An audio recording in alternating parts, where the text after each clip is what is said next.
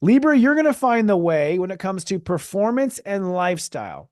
So there's a way of living life. There's a smooth grace. There's an easy path of least resistance. There's a spiritual high note.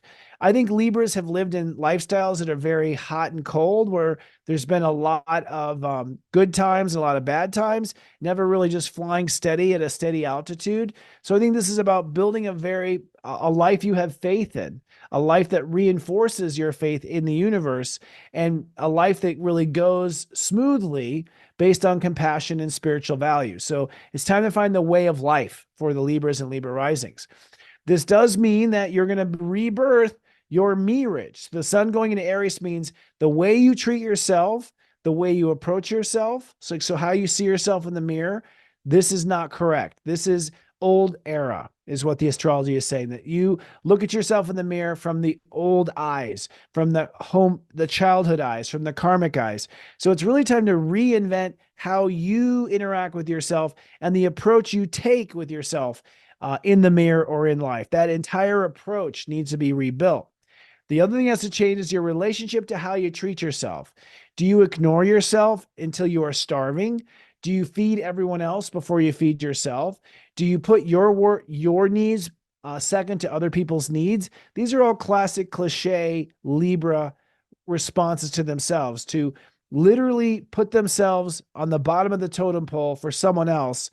And then in some cases, base their power on that. Like, look what I did. I sacrificed for others. That's not how God works. We're not necessarily meant to sacrifice ourselves. That's a religious thing we're brainwashed with. So it's time to have a new relationship to how you treat yourself. And that treating of yourself is usually in the mind when you're alone with yourself in the quiet times. So it's not like you took yourself on a vacation. It's that you dropped the bag of groceries and then you beat yourself up for 2 hours.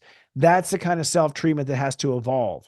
Now, now Mercury conjoining Chiron and also the North Node says it's time to go ahead and just go with the flow when it comes to relationships. Accept what your relationships are right now. Don't push, don't change anything, don't worry. Accept the way relationships are going right now, because it's going to be very clear once you up the ante with yourself what relationships works and what don't, which do not. But in most cases, karmic lessons and contracts are coming to a full circle. So no need to beat a dead horse.